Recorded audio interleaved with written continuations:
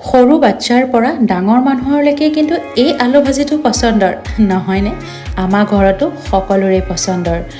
বিয়া পাৰতো প্ৰায় এই আলু ভাজিটো দিয়া দেখা যায় তেনেহলে আহক আজি ঘৰতে তেনে সাধাৰণভাৱে বনাই ৰেডি কৰো এই মচমচীয়া আলু ভাজিটো তেনেহলে বলক দেৰি নকৰি ৰেচিপিটোৰ মাজলৈ আগবাঢ়ো এই আলু ভাজিটোৰ কাৰণে মই নতুন আলু ব্যৱহাৰ কৰিছো প্ৰথমতে আলু বাকলিখিনি ভালদৰে গুচাই ললো এতিয়া এখন চাকুৰ সহায়েৰে ভিডিঅ'ত দেখুৱাৰ দৰে পাতলা পাতলাকে মই কাটি ললো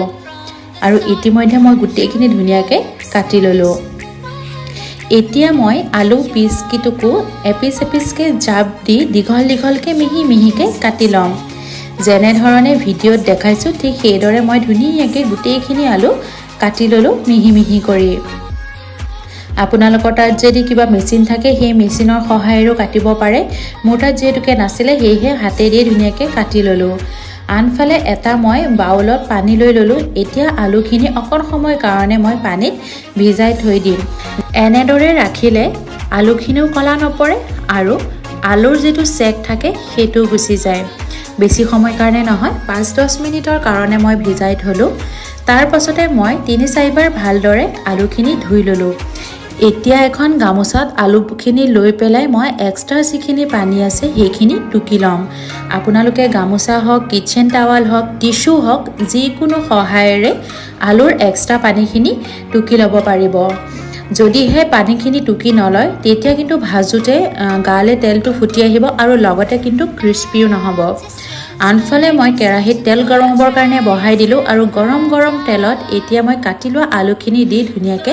ভাজি লম আৰু ভাজোতে মন কৰিব জুইটো হাই ফ্লেমত ৰাখিব আৰু লগতে তেলখিনিও কিন্তু সম্পূৰ্ণকে গৰম হ'বলৈ দিব গৰম গৰম তেলত ধুনিয়াকে ভাজি লব আৰু ঠিক এইদৰে মই গুটেইখিনি ধুনিয়াকে ভাজি ললো আৰু এই আলু ভাজিটো কাৰ কাৰ পছন্দ জনাবলৈ নাপাহৰিব আমাৰ ঘৰত কিন্তু সকলোৰে পছন্দ আলুখিনি মই ধুনিয়াকে ভাজি ললো তাৰ পাছতে সেই তেলখিনিতে মই বাদামখিনিও ভাজি লম বাদামখিনি দিওতে কিন্তু গেছৰ জুইটো কমাই লব আৰু লগতে তেলখিনিও অকণমান ঠাণ্ডা কৰি লব নহলে বাদামখিনি পুৰি যাব বেছি গৰম তেলত দিলে বাদামখিনি ধুনিয়াকে ভাজি লোৱাৰ পাছতে সেই তেলখিনিতে মই এতিয়া নৰসিংহ পাতখিনিও ধুনিয়াকে ভাজি লম মন কৰিব জুইটো কিন্তু কমাই ৰাখিব নহলে গুটেইখিনি পুৰি যাব ইতিমধ্যে মোৰ গুটেইখিনি ভাজা হৈ গল